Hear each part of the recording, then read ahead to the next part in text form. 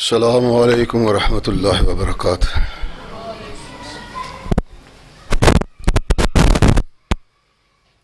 الحمد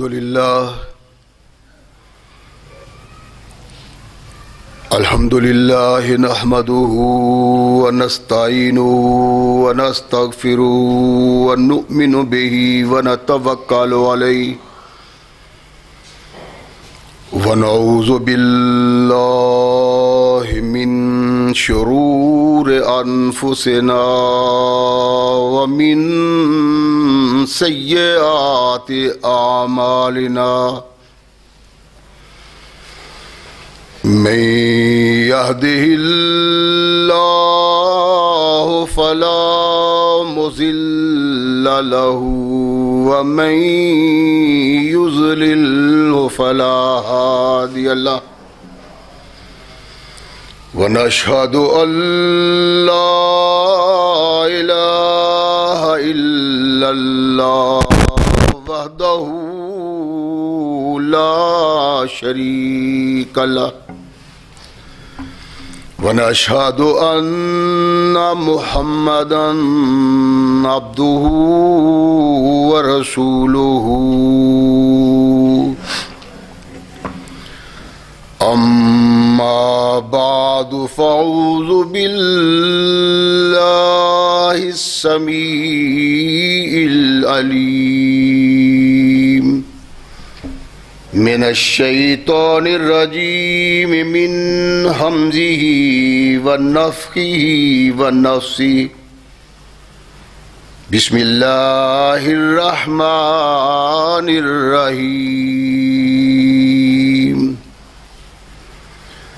وَلْتَكُنْ مِنْكُمْ أُمَّةٌ يَدْعُونَ إِلَى الْخَيْرِ وَيَأْمُرُونَ بِالْمَعْرُوفِ وَيَنْهَوْنَ عَنِ الْمُنْكَرِ وَأُولَئِكَ هُمُ الْمُفْلِحُونَ۔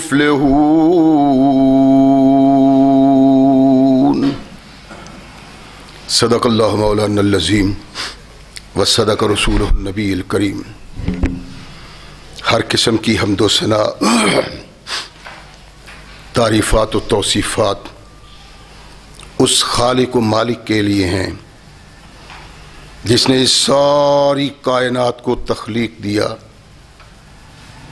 اور اس کی حسن و آبادی کے لیے حضرت انسان کو تخلیق فرمایا۔ کروڑوں درود و سلام اس ہستی اقدس و مقدس پہ کہ جس کا نام نامی اسم گرامی ہے محمد۔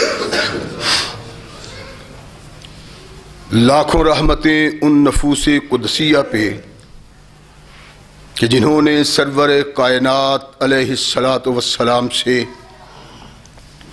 اس ضابطۂ حیات کو وصول کیا اور اس کو ہم تک پہنچانے کے لیے اپنا تن من دھن قربان کر دیا۔ اللہ کی یہ بہت بڑی کرم نوازی ہے کہ اس نے اس ضابطۂ حیات کو ہم تک پہنچانے کے لیے ایسے مضبوط ذرائع اور اسباب استعمال فرمائے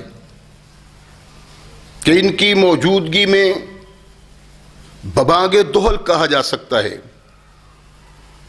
کہ یہ ضابطۂ حیات جو آج قرآن کی صورت میں ہمارے ہاتھوں میں موجود ہے، یہ وہی ضابطۂ حیات ہے جو آج سے کم و بیش 1450 سال پہلے نبی کائنات رسول ثقلین حضرت محمد رسول اللہ صلی اللہ علیہ وآلہ وسلم پہ انسانوں کی رشد و ہدایت کے لیے نازل ہوا۔ اللہ کی اس کرم نوازی پہ ہم جس قدر بھی اس کا شکریہ ادا کریں کما حق کا ہو اس کا شکریہ ادا نہیں ہوتا، اس لیے کہ یہ ضابطۂ حیات وہ دستور المتقی ہے کہ اگر انسان اس سے تعلق پیدا کر لے تو یہ قرآن اس کی دنیاوی زندگی میں ایک عظیم انقلاب پیدا کر دیتا ہے، اور اگر اس کو اپنے جسم و روح پہ جاری و طاری کر لیا جائے تو یہی وہ واحد ضابطۂ حیات ہے جو انسان کو دنیا کے ساتھ ساتھ عقبہ کی کامیابی کی ضمانت بھی دیتا ہے۔ مگر سدحیف ایسے ضابطۂ حیات کی موجودگی کے باوجود آج ہم ایسی زندگی بسر کر رہے ہیں کہ ایسی بد نصیبی کی زندگی شاید تختہ از پہ کوئی دوسری قوم نہیں کر رہی۔ کبھی ہم زمانے میں باوقار تھے، لوگ ہماری طرف دیکھتے تھے اور اس کے منتظر کہ یہاں سے کیا صدا آتی ہے، یہاں سے کیا کردار نظر آتا ہے۔ زمانے کی آنکھیں اٹھی ہوئی۔ اس کا سبب یہ تھا کہ ہم اس قرآن کے ساتھ تعلق کی بنا پہ ایک خاص شناخت رکھتے تھے، یعنی ہمارے اسلاف، ہم نے اس قرآن کو مانا، رسول کو اپنا قائد تصور کیا، لیکن محض زبانی انقلاب تو کردار پیدا کرتا ہے۔ محض باتیں، لچھے دار قسم کی گفتگو، اس کی کوئی حیثیت نہیں۔ حیثیت جو اس کتاب کے اندر ہے اس کی،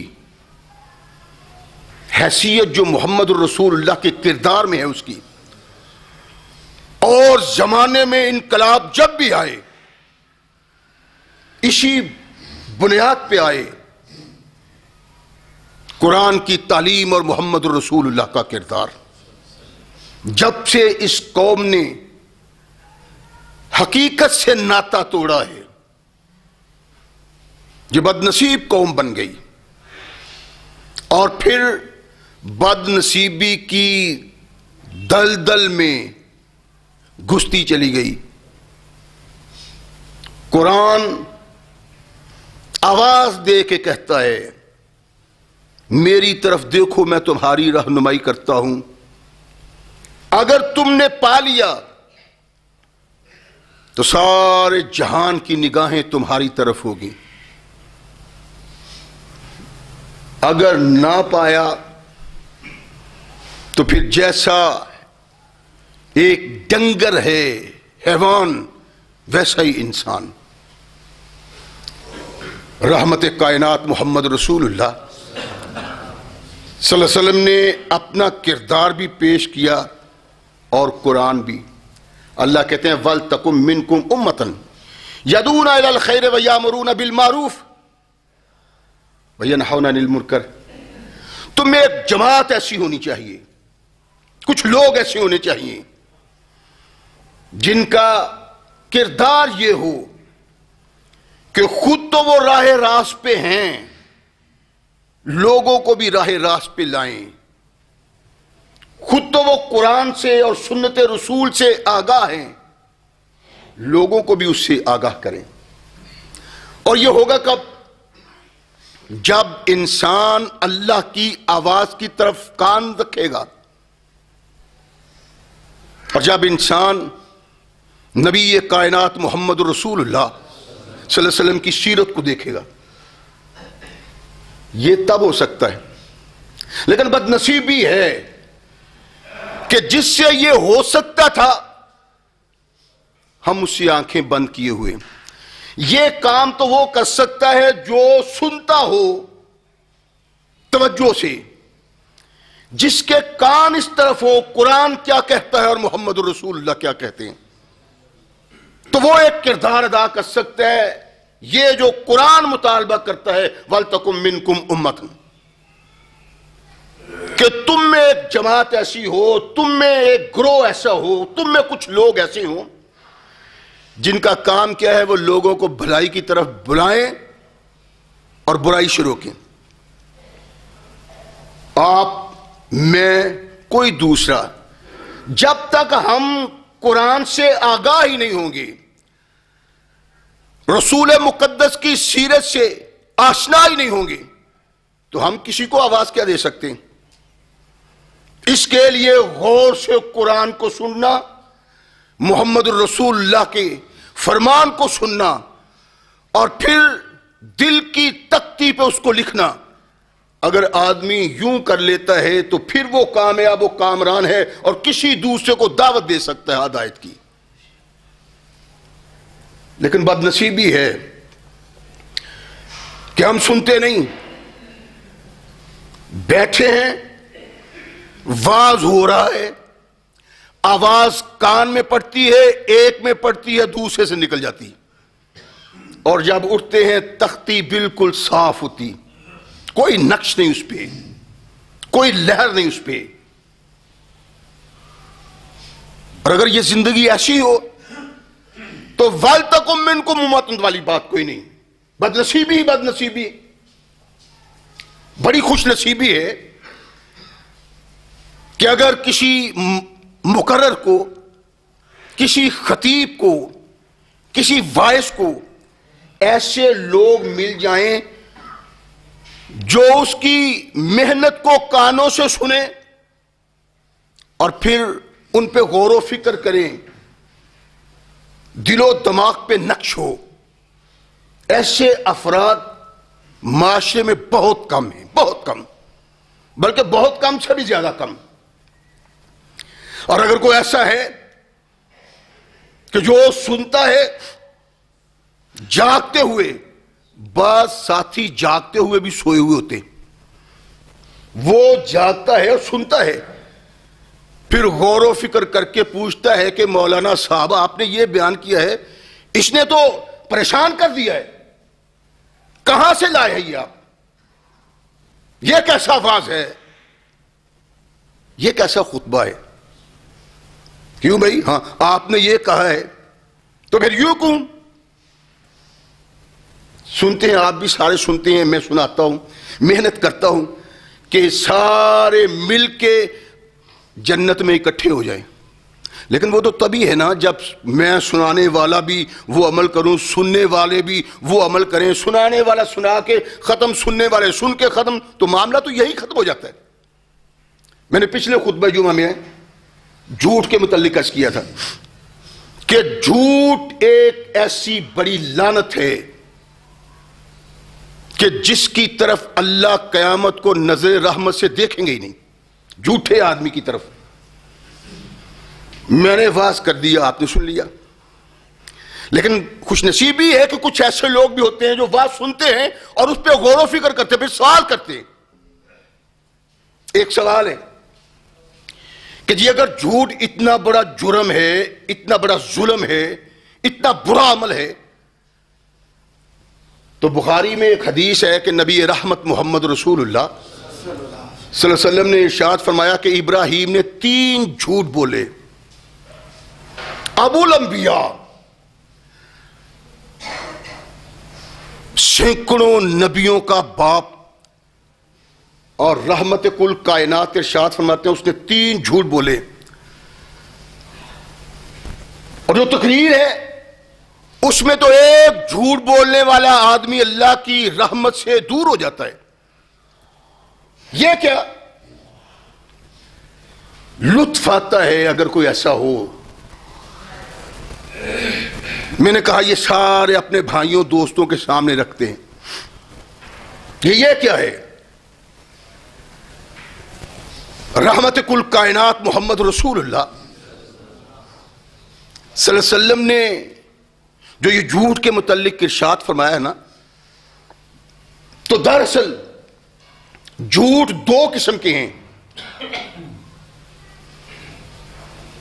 ایک تو ہے کذب محمود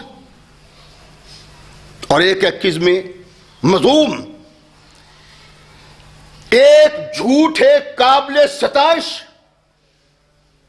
اور ایک جھوٹ ہے عاقبت کی تباہی کی بنیاد. عاقبت کی تباہی کی بنیاد ہر وہ جھوٹ ہے جو میں خود کو فائدہ دینے کے لیے بولتا ہوں، اپنے دوست کو فائدہ دینے کے لیے بولتا ہوں، کسی کو متاثر کرنے کے لیے بولتا ہوں. جس جھوٹ میں میرا کوئی فائدہ ہے، دوسرے کا نقصان، دوسرے کو فریب دینا، دوسرے کو دھوکہ دینا، یہ وہ جھوٹ ہے جو انسان کی تباہی کا سبب ہے. اور ایک کذب محمود ہے، اچھا جھوٹ، لیکن جھوٹ جھوٹ ہی ہے، وہ اچھا بھی ہو تو نبی سے ممکن نہیں. اللہ کے نبی محمد رسول اللہ صلی اللہ علیہ وسلم نے جو یہ ارشاد فرمایا ہے کہ 3 جھوٹ بولیں، جھوٹ جیسا بھی ہے، قابل ستائش یا مذموم، قابل مذمت، وہ نبی سے صادر نہیں ہو سکتا. ام کلثوم رضی اللہ تعالیٰ عنہ کہتی ہیں کہ میں نے نبی کائنات محمد رسول اللہ صلی اللہ علیہ وسلم کو 3 مقامات پہ جھوٹ بولنے کی اجازت دیتے ہوئے دیکھا ہے. غور سے میری بات سننی ہے اور اس کا جائزہ اس خطبہ سے لینا ہے پچھلے سے جو میں نے عرض کیا تھا کہ گناہ گار آدمی کتنا بڑا گناہ گار ہے، بدعمل کتنا بڑا بدعمل ہے جو جھوٹ بولتا ہے. اللہ کے نبی صلی اللہ علیہ وسلم نے ارشاد فرمایا کہ جنگ کے وقت الحرب، جنگ کے وقت جھوٹ بولنا قابل گرفت نہیں. کس جنگ کے؟ جو میری اور آپ کی ہے، آپ کی اور کسی دوسرے کی ہے؟ نہیں، اس جنگ کی بات ہے جو محمد رسول اللہ صلی اللہ علیہ وسلم اور اللہ کے لیے ہے. اللہ کے نبی علیہ الصلوۃ والسلام نے ارشاد فرمایا کہ الحرب، ایک موقع اور مقام ہے جنگ، اور فرمایا کہ جنگ تو ہے ہی ہیلے کا نام، اسی سے کامیابی ہو سکتی ہے. اس لیے یہاں روا ہے، ایک شخص آتا ہے اللہ کے نبی محمد رسول اللہ کے پاس جنگ احزاب کے وقت، آ کے عرض کرتا ہے اللہ کے نبی میں مسلمان ہو گیا ہوں. نعیم بن مسعود رضی اللہ تعالیٰ عنہ، تو آپ مجھے بتلائیں، میرے قبیلے کو نہیں پتا بنو غطفان کو کہ میں مسلمان ہو گیا ہوں، مجھے بتائے میں کیا خدمت کر سکتا ہوں اس مقام پہ، اس وقت، اس جگہ پہ. اللہ کے نبی نے ارشاد فرمایا تو لڑائی تو کر نہیں سکتا، جنگ تو وہاں کر نہیں سکتا، یوں کرو کہ ان دونوں کے دلوں میں افتراق اور انتشار پیدا کر دو. اللہ کے نبی اس میں تو تھوڑا سا جھوٹ بولنا پڑے گا. فرمایا ہاں ٹھیک ہے. اب یہ جھوٹ کیا ہے؟ نعیم جاتے ہیں یہودیوں کے پاس، بنو قریظہ کے پاس، انہیں جا کے کہتے ہیں اللہ کے بندو تمہاری عقل کہاں چلی گئی، تمہارے بڑے صاحب علم کہاں چلے گئے، عقل اور شعور کا تم نے فیصلہ نہیں کیا. میرے کانوں میں جو صدائیں آ رہی ہیں، جو آوازیں آ رہی ہیں، وہ خطرناک ہیں. کیا ہوا ہے؟ کہنے لگا پہلے یہ دیکھ لو کہ میں تمہارا دوست ہوں کہ دشمن؟ نہیں، تم دوست ہی دوست ہو. کہنے لگا تو پھر سنو، یہ عرب کے لوگ جا رہے ہیں اور تم نے محمد صلی اللہ علیہ وسلم کے ساتھ بدعہدی کی ہے، یہ چلے جائیں گے، تم رہ جاؤ گے اکیلے، اور پھر اس طاقت کا تمہیں سامنا ہوگا جو بہرحال تم سے قوی اور توانا ہے، بچنا محال.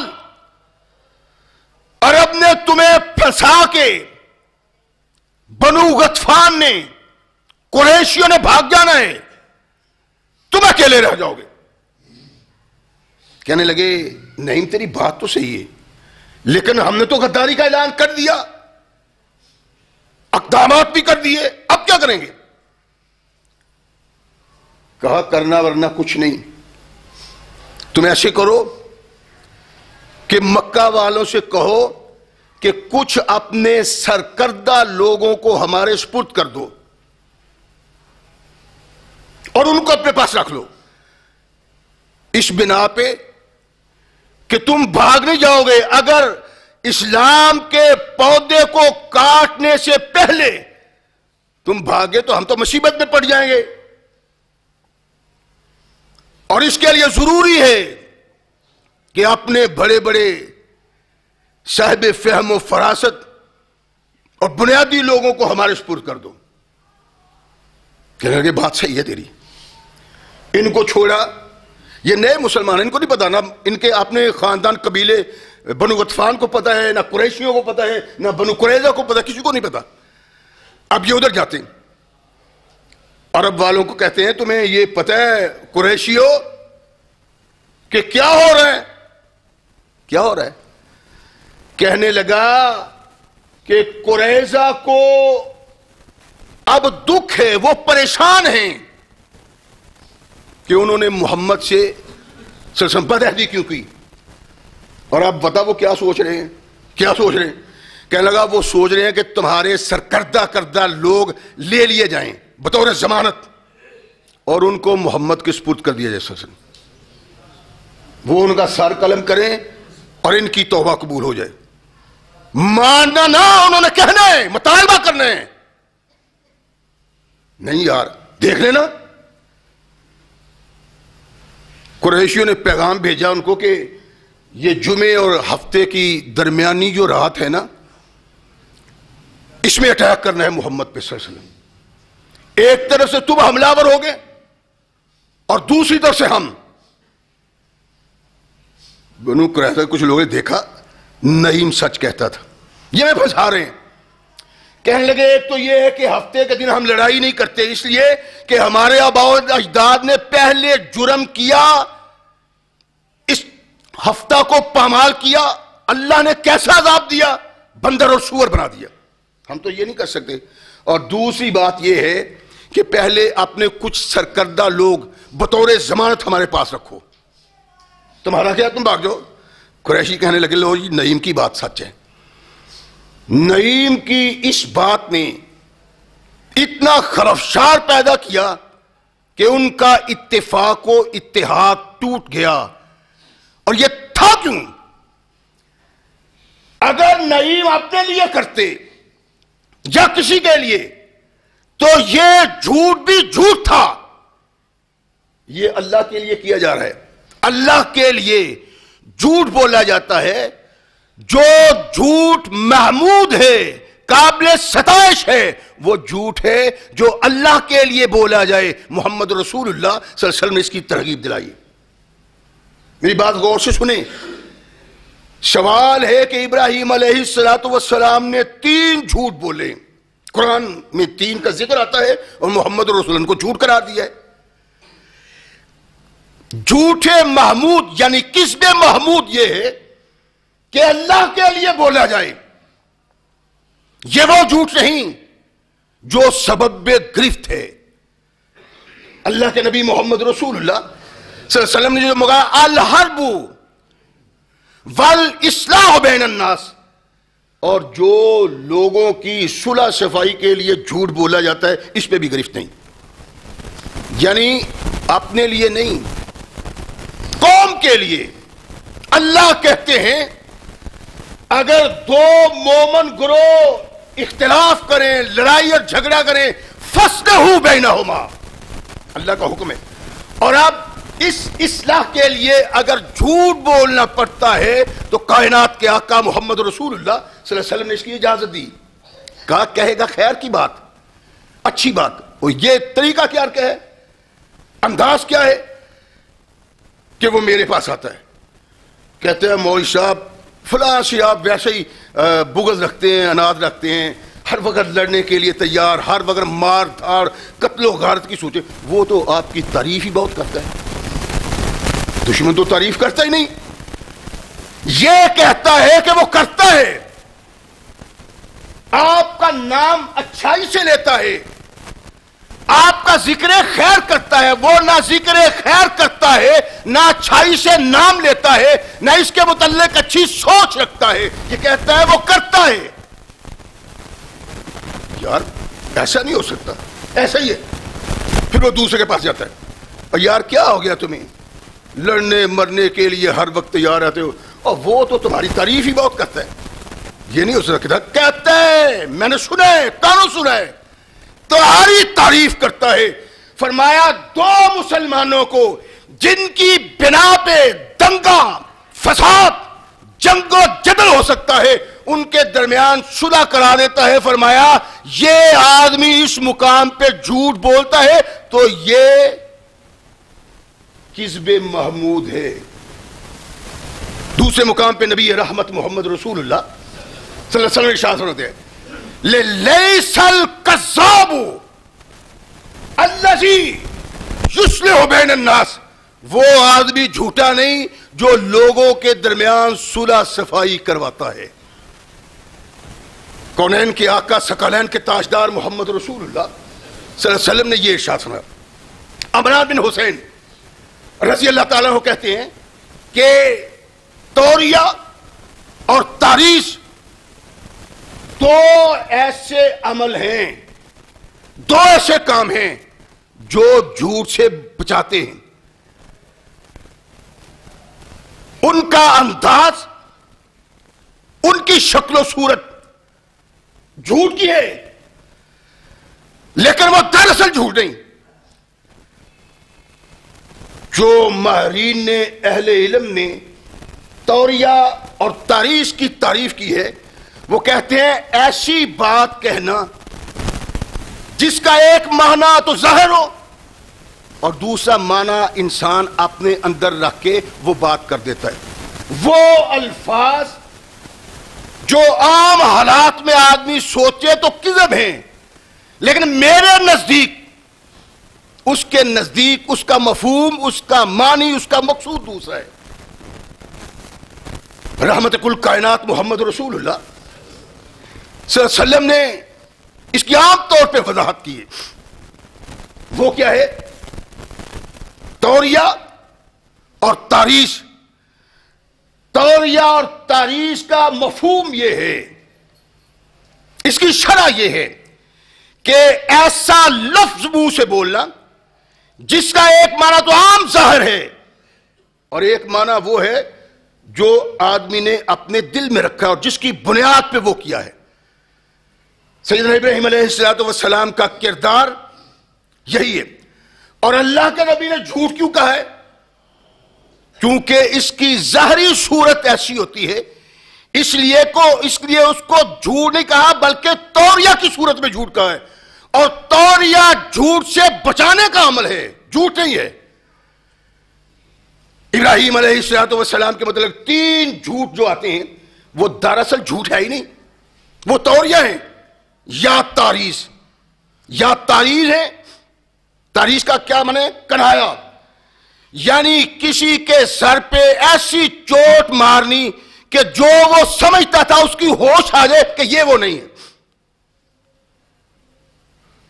ابراہیم علیہ السلام ایک جھوٹ جو ان کے متعلق کہا جاتا ہے وہ توریہ ہے، جھوٹ نہیں۔ میں نے عرض کیا ہے بطور توریہ ابراہیم علیہ السلام نے بولا ہے، اور توریہ کو نبی رحمت محمد رسول اللہ جھوٹ کہا ہے، جو دراصل جھوٹ نہیں ہوتا تھا۔ کیا کہ ابراہیم علیہ السلام نے اپنی بیوی سارہ کو اپنی بہن کہا تھا۔ ہم کہتے ہیں جو آدمی اپنی بیوی کو اپنی بہن کہہ دیتا ہے اس کا نکاح ٹوٹ جاتا ہے۔ ابراہیم علیہ السلام نے کیوں کہا؟ اس واقعہ پہ نگاہ ڈالیں تو پھر احساس ہوتا ہے جو میں بتانا چاہتا ہوں وہ، یعنی جھوٹ نہیں تھا، جھوٹ نہیں تھا، اس کی ظاہری صورت جو مد مقابل کے سامنے ہے، ظاہری معنی کے اعتبار سے وہ کچھ اور سمجھتا ہے، حقیقت کچھ اور ہے، اصل کچھ اور ہے، وہ کہنے والا سمجھتا ہے۔ ابراہیم علیہ السلام سفر کر رہے ہیں، ظالم اور جابر بادشاہ ہے جس کا دستور تھا کہ اس کے ملک میں اگر کوئی داخل ہوتا ہے اور کوئی اس کے ساتھ خوبصورت بیوی ہے، عورت ہے، وہ اس کو جپٹ لیتا تھا، چھین لیتا تھا۔ ابراہیم علیہ بخاری کی روایت ہے، مسلم کی، بخاری کی، یعنی دونوں وہ کتابیں جو ٹاپ کی کتابیں۔ ابراہیم علیہ السلام سارا کے ساتھ داخل ہوئے، اس کے چمچوں کرچھوں نے اسے بتایا کہ ایک عورت آئی ہے، کیا بات ہے، انتہائی خوبصورت۔ کون ہے، کیسی ہے، پتہ نہیں، ایک عورت ہے اور ایک مرد ہے، بہت خوبصورت۔ کہنے لگا لاؤ اس کو، مت کو لاؤ۔ پہلے ابراہیم علیہ السلام کو لایا گیا، اور اس کے متعلق روایت یہ ہے کہ اگر وہ لانے والے کی بیوی ہوتی تو وہ چھین لیتا، اگر ماں، بہن، بیٹی ہوتی تو وہ اس کو چھوڑ دیتا۔ ابراہیم علیہ السلام کو اس کا علم تھا۔ ابراہیم کو کہا جو عورت تم ساتھ لے کے آئے ہو تمہارا کیا تعلق ہے اس سے؟ کہنے لگے اختی، وہ میری بہن ہے۔ سارا ابراہیم کی بہن نہیں، ابراہیم کہتے ہیں اختی، وہ میری بہن ہے۔ کہنے لگا اچھا تم چلے جاؤ، اس کو بیچو۔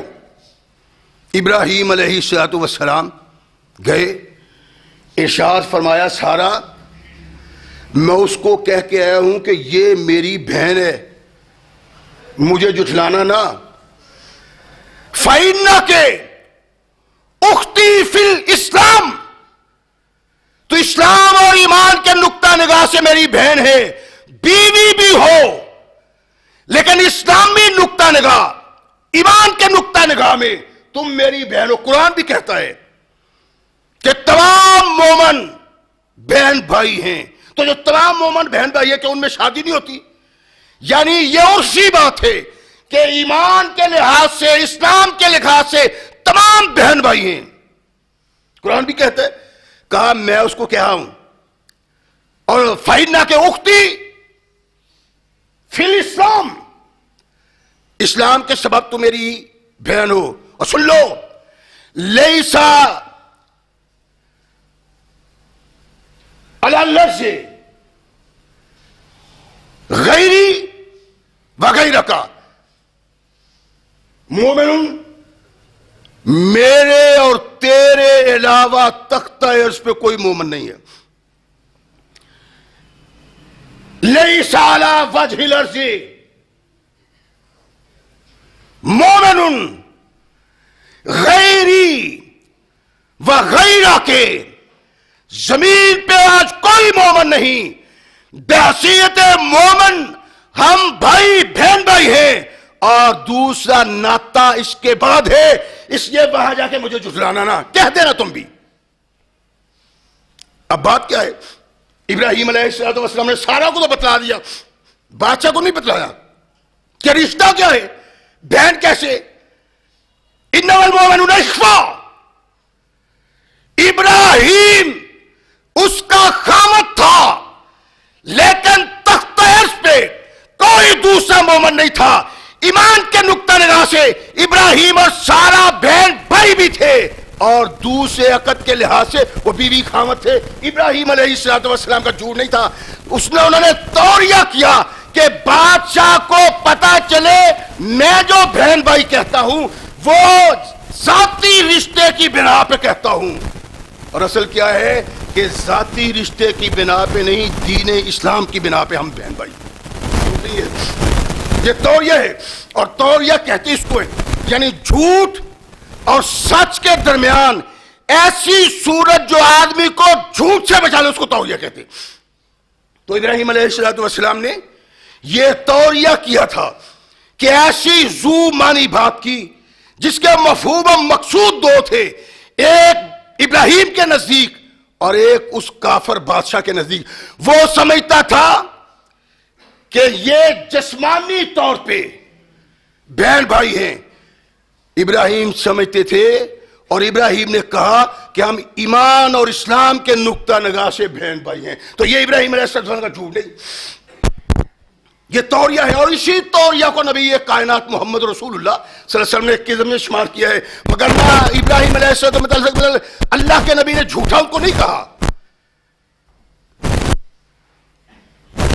پھر ایک دوسری بات کہ ابراہیم علیہ السلام نے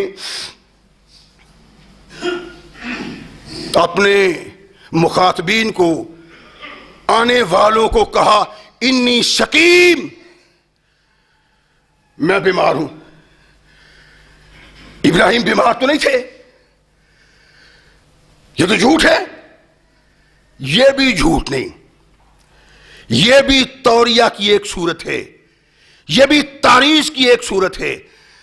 اللہ کے نبی کا کہنا انی سقیم اور بظاہر بیمار نہ ہونا، اس سے نتیجہ اخذ کرنا کہ ابراہیم نے جھوٹ کہا ہے، یہ ٹھیک نہیں ہے. اور یہ کہنا کہ نبی کائنات نے جو ابراہیم کو 3 جھوٹ کہے ہیں یہ جھوٹ ہے، نہیں. اللہ کے نبی نے بطور توریہ جو ابراہیم علیہ السلام نے ہیلا کیا اس کو کہا کہ یہ جھوٹ ہے. حالانکہ توریہ بظاہر، میں نے اس کیا نا، بظاہر ایسا لفظ بولنا جس لفظ سے کوئی ظاہری معنی لے اور سوچنے والا دوسرا معنی لے، جس لفظ کے 2 مفہوم نکلتے ہوں اس کو بیان کرنا، یہ توریہ کی شکل ہے اور تعریض کی شکل ہے، جھوٹ نہیں ہے. انی سقیم، میں بیمار ہوں. تو ابراہیم تو بیمار نہیں تھے، اللہ کے نبی نے سچ کہا ہے. لیکن اللہ کے نبی نے جو سچ کہا ہے اس میں تو شک کی گنجائش نہیں. لیکن ساری چیز کو، ساری صورتحال کو دیکھنا چاہیے کہ رب کائنات محمد رسول اللہ صلی اللہ علیہ وسلم کی رہنمائی کرنے والے ہیں، اور اللہ اور رسول یہ سمجھتے ہیں کہ جبراً اگر کسی انسان سے کوئی گناہ، بلکہ قرآن کہتا ہے کہ اگر جبر کے ساتھ کسی سے کوئی کلمہ کفر منہ سے نکلوا لیتا ہے، اللہ کو برا کہہ دیا، کائنات کے آقا محمد رسول اللہ کو برا کہہ دیا، تیری جان ختم کر دی جائے گی، تیرا سر قلم کر دیا جائے گا، مگر نہ کہو. قرآن کہتا ہے کہ اگر وہ کہتا ہے جو کلمہ کافر کہتا ہے، مجبور کرتا ہے، اگر وہ کہہ دیتا ہے اور دل میں ایمان کامل و اکمل ہے، تو اس آدمی کو نہ اللہ گرفت کریں گے اور نہ محمد رسول اللہ صلی اللہ علیہ وسلم. قانون نہیں گرفت کرتا. اگر کلمہ کفر کہہ دے آدمی جان کو بچانے کے لیے، ایمان کو بچانے کے لیے، اسلام کو بچانے کے لیے، تو پھر وہ کوئی اتنا بڑا جرم نہیں. اور پھر اس جرم سے، جھوٹ کے جرم سے بچنے کے لیے کائنات کے آقا محمد رسول اللہ صلی اللہ علیہ وسلم نے توریہ کی صورت سامنے رکھی. انی سقیم، میں بیمار ہوں. تو ابراہیم علیہ السلام تو بیمار نہیں ہے. کیوں کہا؟ یہ جھوٹ تھا. اصل میں یہ جھوٹ نہیں، یہ توریہ ہے جس کو سمجھنے والا کچھ اور سمجھے، کہنے والا کچھ اور کرے. جو کہنے والا کچھ اور کہتا ہے، سمجھنے والا کچھ اور سمجھتا ہے، اس کو جھوٹ نہیں کہتے، بلکہ جھوٹ سے بچنے کی ایک صورت ہوتی، سچ ہوتا ہے وہ بھی. یہ ابراہیم علیہ السلام کا سچ تھا. تمام مومن بہن بھائی ہیں. ابراہیم علیہ السلام نے اگر کہا یہ میری بہن ہے تو یہ غلط نہیں تھا، توریہ کی صورت تھی. جو جھوٹ سے بچنے کا ایک راستہ ہے جو محمد رسول اللہ صلی اللہ علیہ وسلم نے مہیا کیا، قرآن مہیا کرتا ہے. انی سقیم، میں بیمار ہوں. ابراہیم تو بیمار نہیں. تو یہ کیوں کہا؟ دراصل ویسے بھی سقیم شکم سے ہے، اور شکم کمزور کو کہتے ہیں، بیماری کو نہیں کہتے. استعمال ہو جاتا ہے لیکن سقیم شکم سے ہے اور شکم کمزوری کو کہتے ہیں. ابراہیم نے کہا نہیں سقیم، میں بیمار ہوں. تو ابراہیم علیہ السلام کا یہ فرمانا اس بنیاد پہ تھا کہ تمہارے کفر کی بنا پہ، تمہارے شرک کی بنا پہ تمہارے بغاوت کی بنا پہ میرا دل غمگین ہے، میں بیمار ہوں، میں نہیں چاہتا کہ تم میں سے کوئی آگ میں جائے۔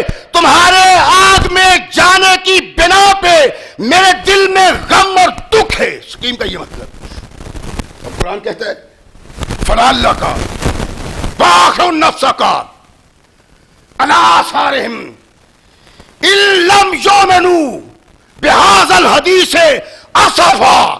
اے میرے محبوب محمد صلی اللہ علیہ وسلم، تو اپنے آپ کو گھائل کر لے گا، ہلاک کر لے گا اس غم میں کہ یہ لوگ ایمان نہیں لاتے۔ نبی اپنی قوم کے ایمان نہ لانے کی بنا پہ غمگین ہوتا ہے۔ اس غم کو ابراہیم علیہ السلام نے کہا تھا انی سقیم، میں بیمار ہوں۔ یعنی تمہاری بغاوت، تمہارا ارتکاب کفر، تمہاری توحید سے بغاوت مجھ کو بیمار کر دیا ہے۔ اس کے نتیجہ میں تم نے جہنم کی آگ میں جانا ہے، اس بنا پہ میں پریشان ہوں۔ اس پریشانی کو ابراہیم علیہ السلام نے کہا انی سقیم، اور انی سقیم سے مخاطبوں نے سمجھا کہ ابراہیم کو جسمانی بیماری ہے، اور ابراہیم علیہ السلام کا مقصود تھا میں روحانی طور پہ بیمار ہوں، غمگین ہوں، غمزدہ ہوں، دکھ میں ہوں، تکلیف میں ہوں کہ تم اللہ کے باغی ہو اور تمہیں جہنم کی آگ کو سپرد کر دیا جائے گا۔ یہ ابراہیم علیہ السلام کا مقصود و مطلوب تھا۔ یعنی یہاں بھی توریہ سے ابراہیم علیہ السلام نے کام چلایا ہے، جس کو جھوٹ نہیں کہتے۔ پھر تیسرا نبی رحمت محمد رسول اللہ صلی اللہ علیہ وسلم جو ارشاد فرمایا، اصل میں مقصود مصطفیٰ پہ کسی نے غور نہیں کیا۔ اللہ کے نبی نے جو توریہ کی شرح ارشاد فرمائی ہے وہ یہی ہے، بظاہر جھوٹ نظر آئے اور دراصل وہ جھوٹ نہ ہو۔ یعنی اس میں جھوٹ والی کوئی بات نہیں کہ ابراہیم علیہ السلام نے فرمایا کہ میں یار غمگین ہوں، میں دکھ سے بھرا ہوں، درد سے بھرا ہوں۔ وہ دکھ اور درد ان کے نزدیک قوم کی اسلام سے بغاوت تھی، اور قوم نے یہ سمجھا کہ ابراہیم خود کو بیمار سمجھتا ہے، جسمانی طور پہ بیمار ہے۔ یہ وہ لفظ تھا جس لفظ کی بنا پہ ابراہیم علیہ السلام جھوٹ سے بٹ گئے۔ تیسرا رخ ابراہیم علیہ السلام کی، انہوں نے پوچھا من فعل ھذا بآلہتنا، اور یہ ہمارے معبودوں کے ٹکڑے کس نے کر دیے؟ کس نے کاٹ دیا ہمارے معبودوں کو؟ یہ حال کس نے کر دیا ہے؟ ابراہیم علیہ السلام نے سارے بت توڑ دیے تھے، کسی کی ٹانگ کاٹ دی، کسی کا سر کاٹ دیا، کسی کا بازو کاٹ دیا، کسی کو آدھا کاٹ دیا۔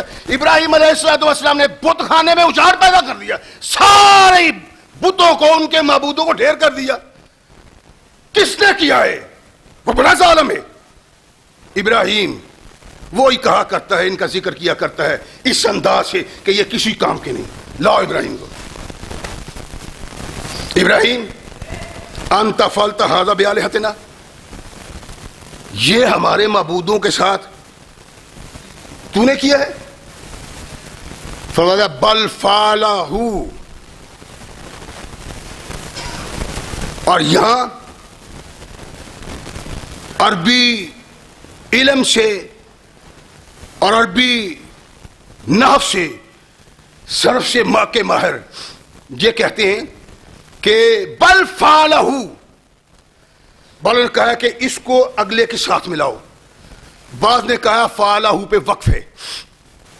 اگر بل فعلہ پہ وقف مان لیا جائے تو پھر تو سیدھی سیدھی بات ہے، کچھ بھی نہیں رہتا۔ بل فعلہ کبیرہم ھذا فاسألوہم، ابراہیم نے کہا یہ کیا جس نے کیا ہے۔ ایک منٹ، اگر وقف مان لیا جائے تو کیا جس نے کیا ہے، اور یار ان باتوں کو چھوڑو، کبیرہم ھذا فاسألوہم، اس کو بھی چھوڑو، ان کو پوچھو جن کے ٹکڑے ہوئے ہیں، ان کانوا ینطقون۔ یعنی یہ تعریض تھی۔ ابراہیم علیہ السلام نے کافر کے سر پہ ایسی چوٹ ماری کہ جس چوٹ سے اس کا ہوش کھلا اور اس کو احساس دلایا کہ جو اپنا دفاع نہیں کر سکتے، جو بولنے کی صلاحیت نہیں رکھ سکتے، اور ان کو تم معبود، خالق اور مالک سمجھتے ہو، تمہاری عقل کا جنازہ نکلا ہوا ہے۔ اصل یہ تھا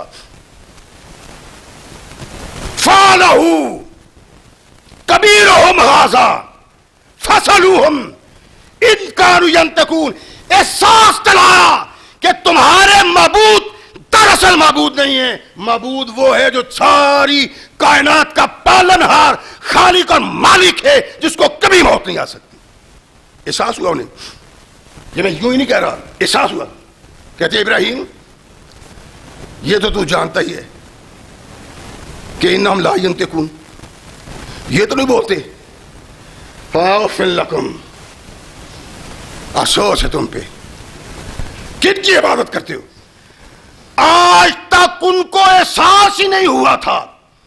ابراہیم کی تعریض نے احساس دلایا، یہ جھوٹ نہیں تھا، تعریض تھی، احساس دلانے کے لیے، آنکھیں کھولنے کے لیے، انہیں بتلانے کے لیے، ان کی زبان سے نکلوانے کے لیے کہ یہ معبود نہیں ہے۔ جو اپنا دفاع نہیں کر سکتے وہ تمہارا کیسے دفاع کر سکتے؟ پہلے دو توریہ کی صورت میں تھے، یہ تعریض تھی، اور تعریض اور توریہ کائنات کے آقا محمد رسول اللہ صلی اللہ علیہ وسلم کے کردار میں بھی پایا جاتا ہے۔ یعنی یہ ابراہیم علیہ السلام نے نہیں کی ہے کہ ابراہیم علیہ السلام نے یہ کیا ہے، نہیں، بلکہ توریہ کی صورت قرآن بھی بیان کرتا ہے، توریہ کی صورت محمد مصطفیٰ نے بھی بیان کی، اور اللہ کے نبی محمد رسول اللہ صلی اللہ علیہ وسلم نے اپنے کردار سے کر کے بھی دکھایا ہے۔ اس لیے ابراہیم علیہ السلام کا یہ تین مقام پہ یوں کہنا وہ جھوٹ نہیں ہے جو جھوٹ میں نے بیان کیا تھا، اور جس کا انجام یہ تھا کہ اللہ اتنا ناراض ہو جاتا ہے کہ اللہ اس پہ طرف نظر رحمت سے دیکھتا بھی نہیں۔ یہ وہ جھوٹا ہے جو اپنے لیے جھوٹ بولتا ہے، پردہ ڈالنے کے لیے، فائدہ حاصل کرنے کے لیے، دوست و احباب کو بچانے کے لیے۔ جو رب کے لیے بولتا ہے، دین کے لیے بولتا ہے، ملت کو بچانے کے لیے بولتا ہے، وہ ظاہراً جھوٹ بھی ہو، جو یہ ظاہری جھوٹ بھی قابل گرفت نہیں ہے۔ کہ نبی رحمت محمد رسول اللہ صلی اللہ علیہ وسلم نے ارشاد فرمایا کہ جنگ میں اور اصلاح امت میں، اصلاح قوم میں جو جھوٹ بولا جاتا ہے وہ جھوٹ نہیں ہے، اسی کو وہ اصلاح کر رہا ہوتا ہے، وہ اللہ کا کام کر رہا ہوتا ہے، وہ رسول کا کام کر رہا ہوتا ہے۔ رحمت کل کائنات محمد رسول اللہ صلی اللہ علیہ وسلم بدر کی طرف گئے، میدان بدر میں ڈیرے لگائے، اللہ کے نبی کافروں کی جاسوسی کے لیے خود نکلتے، ابو بکر کو بھی ساتھ لیا، کیوں ابو بکر پتہ لیں کہ وہ کس حال میں ہیں، کہاں ہیں، کیا کر رہے ہیں۔ باہر نکلے، دور دراز نکلے، ایک بوڑھے کو دیکھا، اس کو کہنے لگے بابا جی وہ جو دو لشکر یہاں آ رہے ہیں، محمد کا لشکر صلی اللہ علیہ وسلم اور ابو جہل وغیرہ کا لشکر، آپ کو ان کے متعلق کچھ علم ہے؟ محمد کا لشکر تو خود نبی کائنات محمد رسول اللہ صلی اللہ علیہ وسلم کی قیادت میں گیا تھا۔ اس کہنے کا سبب کیا تھا؟ اس کا سبب یہ تھا کہ اس کو محسوس نہ ہو آنے والے کس سے تعلق رکھتے ہیں۔ کہنے لگا بڑے سمجھدار ہو، اور پہلے اپنا تعارف تو کرواؤ، تم کس قوم سے ہو، کون ہو تم؟ رحمت کل کائنات محمد رسول اللہ صلی اللہ علیہ وسلم نے ارشاد فرمایا کہ پہلے تم بتاؤ پھر بعد میں ہم بتائیں گے۔ کہنے لگا یہ بدلا ہوا؟ فرمایا ہاں بتاؤ پہلے تم، پہلے ہم نے سوال کیا ہے، اس کا جواب دو پھر ہم تمہیں دیں گے۔ کہنے لگا مجھے بتانے والے نے بتایا ہے کہ محمد صلی اللہ علیہ وسلم اپنے ساتھیوں کے ساتھ فلاں دن فلاں سے روانہ ہوا۔ اگر واقعی اس نے سچ بتایا تھا تو آج محمد صلی اللہ علیہ وسلم اور اس کا لشکر اس مقام پہ ہوں گے. اور اس بابے نے وہی مقام بتایا تھا نبی کائنات ارشاد میں جہاں بیٹھے ہوئے تھے, جہاں لشکر آ کے اترا تھا, اس نے وہی بتایا. پھر کہنے لگا کہ مجھے کسی بتانے والے نے بتایا ہے قریشی اس تاریخ کو مکہ سے روانہ ہوئے. اگر قریشی اسی تاریخ کو مکہ سے روانہ ہوئے ہیں تو پھر آج وہ اس مقام پہ ہوں گے. رحمت کل کائنات محمد رسول اللہ صلی اللہ علیہ وسلم ارشاد فرماتے ہیں بابے نے اسی مقام کا ذکر کیا جہاں قریشیوں کا لشکر بیٹھا ہوا تھا. کہنے لگا اب تم بتاؤ. وعدہ تو نبی رحمت محمد رسول نے کر لیا. فرمایا نحنو من الماء, ہم پانی سے ہیں, پانی والوں سے. وہ کہنے لگا یہ کیا بات ہوئی پانی والوں سے؟ اللہ کے نبی علیہ الصلوۃ والسلام نے یہ سچ بولا تھا. عرب کے لوگ قریشی وغیرہ اپنے بڑے نسب کی بنا پہ اپنے آپ کو پانی کی اولاد کہتے تھے. ایک روایت یہ علامہ نووی رحمہ اللہ علیہ تفسیر مسلم کی تفسیر میں, تفسیر نووی میں لکھتے ہیں, اور اس بنا پہ بھی کہ وہ جانور رکھتے تھے اور جانوروں اور ان کی زندگی کی بنیاد آسمان سے اترنے والا پانی تھا, اس لیے وہ ابناء الماء کہتے تھے, پانی کی اولاد. اور پھر کہا کہ تیسری چیز یہ ہے کہ انصار کے لوگ اپنے آپ کو ابناء الماء اس لیے کہتے تھے کہ ان کے دادا کا نام ماء السما تھا. اللہ کے نبی نے یہ کہا کہ ہم اس قوم سے تعلق رکھتے ہیں جو قوم پانی کی اولاد ہے, اور مکہ کے رہنے والے خود کو پانی کی اولاد کہتے تھے, آسمان کے پانی کی اولاد. اس لیے محمد رسول اللہ نے سچ کہا, لیکن الفاظ وہ کہے جن سے اس بوڑھے کو پتہ نہ چلے تاکہ آنے والی ہماری جاسوسی نہ کر سکے. تو یہ وہ توریہ تھا جس کی بنیاد پہ حق بیان کر دیا, لیکن ایسے الفاظ اور اس انداز سے کہ اس کو بوڑھے کو نہ پتہ چلے. نحنو من الماء سے مراد کیا ہے, نحنو من الماء کیا ہوتا ہے؟ رحمت کل کائنات محمد رسول اللہ صلی اللہ علیہ وسلم کے سامنے پانی والوں کی اولاد سے تعلق مراد تھا. وہ سمجھ آئی ماں کی اولاد, پانی کی اولاد, پانی کی اولاد کیا ہوئی؟ رحمت کل کائنات محمد رسول اللہ صلی اللہ علیہ وسلم یہ ارشاد فرما کے آئے. یہ ہے وہ جو جھوٹ سے بچاتا ہے. اگر نبی یہ رحمت محمد رسول اللہ کہتے میں محمد ہوں صلی اللہ علیہ وسلم, تو اللہ کے نبی کی بھی جاسوسی ہو سکتی تھی. جاسوسی سے بچنے کے لیے ایسے الفاظ کہے جو حق تھے, سچ تھے, لیکن اس کو اس کا احساس نہیں ہوا کہ یہ حق سچ کیا ہے. کیا رحمت کل کائنات محمد رسول اللہ صلی اللہ علیہ وسلم مکہ سے نکلے مدینہ پہنچنے کے لیے ہجرت کے وقت. اللہ کے نبی راستے میں آ رہے ہیں اور پیچھے پاگل کتوں کی طرح قریشی لگے ہوئے ہیں نبی رحمت محمد رسول کو ڈھونڈنے کے لیے. خوف اور خطرہ ہے, چھپتے چھپاتے آتے ہیں. ایک مقام پہ آئے, ایک شخص نے دیکھا کہ دو آدمی جا رہے ہیں. اس نے پہچانا یہ تو ابو بکر ہے. ابو بکر تیرے ساتھ کون ہے؟ اب اگر ابو بکر بتا دیں تو خود کو مصیبت میں ڈال لیا, گرفتاری کا خطرہ, وہ لوگ پہنچ سکتے تھے. ابو بکر صدیق نے کہا ھذا رجل یہدینی الطریق, یہ ایک آدمی ہے جو مجھے راستہ بتا رہا ہے. اگر اس سے مراد یہ لیا جائے کہ رحمت کل کائنات محمد رسول اللہ ابو بکر صدیق کی رہنمائی راستہ دکھانے کے لیے کر رہی تو یہ غلط ہے, جھوٹ ہے. اللہ کے نبی آج تک اپنے ہوش سنبھالنے میں مکہ سے مدینہ آئے نہیں.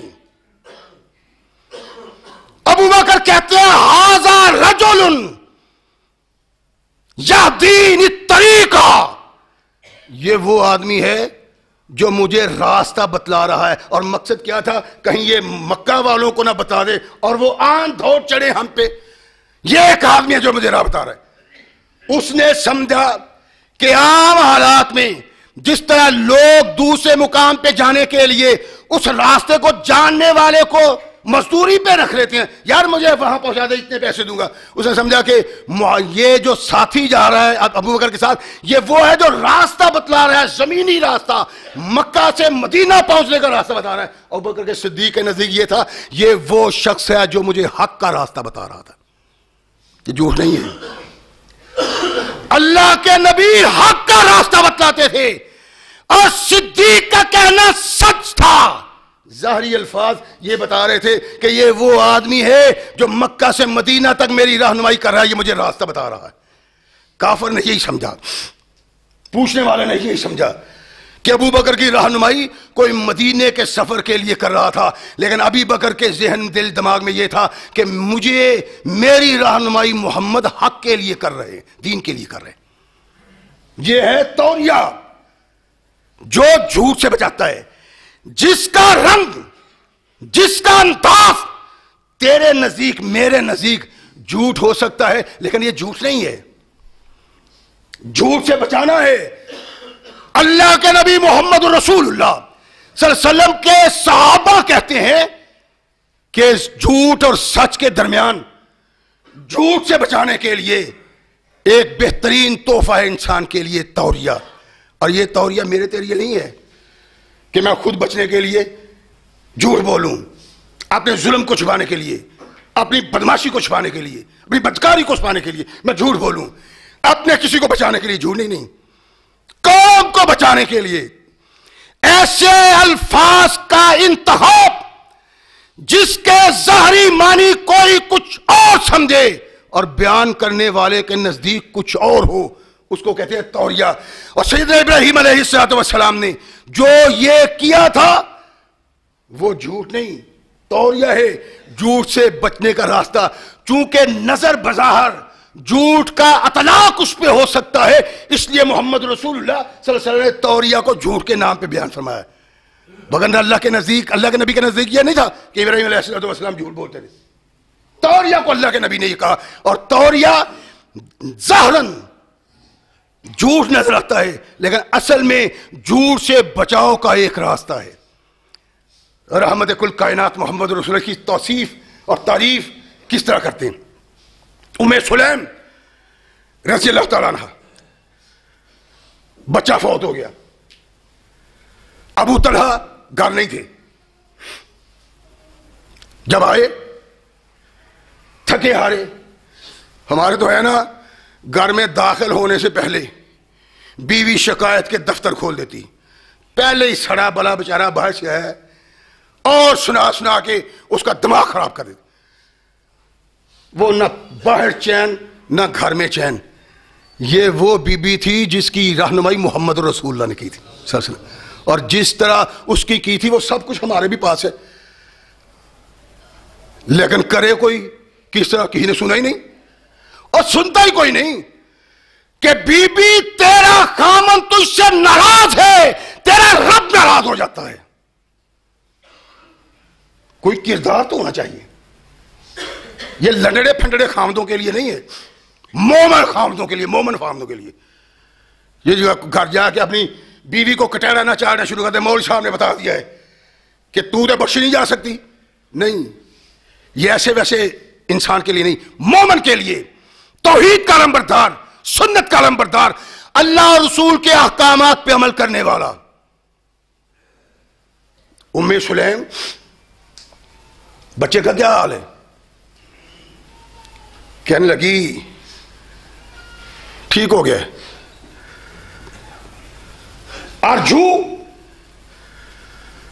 ان یکون قد استراح، اور مجھے امید ہے کہ اب وہ راحت آرام میں ہے. اچھا ٹھیک ہے، بیٹھیے کھانا کھائیے. ابو طلحہ بیٹھے، کھانا سامنے رکھا، خود بھی کھایا، انہوں نے بھی کھایا، خدمت کی، تواضع کی. دبایا دبویا، خامد آیا ہے، تھکا ہارا آیا ہے۔ جب سارے معاملات سے فارغ ہوئے تو کہنے لگی ابو طلحہ اگر کوئی کسی کے پاس امانت رکھتا ہے اور پھر وہ امانت لینے کے لیے آ جاتا ہے، کیا خیال ہے؟ امانت اس کی دیتے ہوئے پریشان ہونا چاہیے، گڑبڑ کرنی چاہیے، ہیرا پھیری کرنی چاہیے، نانم کرنی چاہیے؟ صحابی رسول تھا، کہنے لگا اللہ توبہ توبہ، یہ کیا ہوا؟ امانت والے کو امانت خوش ہو کے لوٹانی چاہیے۔ کہنے لگی تیرا بچہ اللہ کی امانت تھا، اللہ لے گیا ہے۔ ابو طلحہ بڑے پریشان ہوئے۔ صبح نبی رحمت محمد رسول اللہ صلی اللہ علیہ وسلم سے کہا اللہ کے نبی ام سلیم نے رات مجھ کو میرے ساتھ یہ کیا ہے۔